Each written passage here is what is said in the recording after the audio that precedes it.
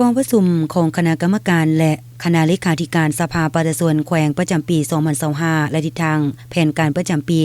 2026 ได้จัดขึ้นในวันที่ 15 ธันวาคม 2025 อยู่ที่ห้องประชุมสภาประชาชนแขวงโดยการเป็นประธานของทานเรือนวิไลจันทราพันธ์ห้องเลขาภาคแขวงห้องประธานสภาประชาชนแขวงมีประธานสมาชิกสภาแห่งชาติประจำเขตเลือกตั้งสมาชิกสภาประชาชนแขวงและต่างหน้าแผนกการออมข้างแขวงถูกเชิญเข้าร่วมในพิธีต่างหน้าคณะอนุกรรมการในด้านต่างๆได้ผลัดเปลี่ยนกันขึ้นรายงานการจะตั้งปฏิบัติเวียกงานของตนใน1ปีผ่านมาและทิศทางแผนการใน1ปีต่อหน้าให้กับบรรดาผู้เข้าร่วมได้รับทราบซึ่งในนี้ประกอบมีการจะตั้งปฏิบัติเวียกงานของคณะเลขาธิการคณะกรรมการยุติธรรม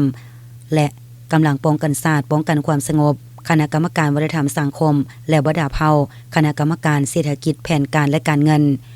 ในนี้เวียกงานที่พ้นเด่นในการติดตามกวดกาการปฏิบัติรัฐธรรมนูญกฎหมายนิติกรรมที่เกี่ยวข้องกับโครงเขตวัฒนธรรมสังคมและบรรดาเผ่าได้ทำห้องเอาแผนพัฒนาเศรษฐกิจสังคม5ปี 2021-2025 เห็นว่าการปฏิบัติ15คาดหมายที่สภารับรองแขนงการศึกษาและกีฬาสามารถบรรลุ12คาดหมายยังบ่บรรลุ3คาดหมาย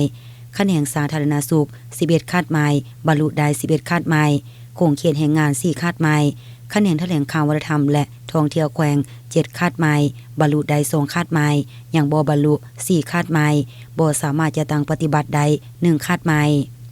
เพื่อการที่ให้การจะตั้งปฏิบัติเวียกงานของอนุกรรมการในด้านต่างๆบรรลุตามคาดหมายที่วางไว้ใน1ปีต่อหน้า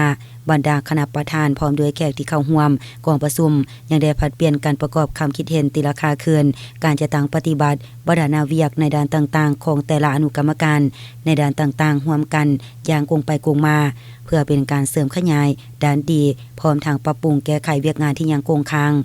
เพื่อให้สหประการที่ให้การจะตั้งปฏิบัติเวียกงานในต่อหน้ามีความถูกต้องสอดคล้องและได้รับการจะตั้งปฏิบัติอย่างมีผลสำเร็จตามคาดหมายที่วางไว้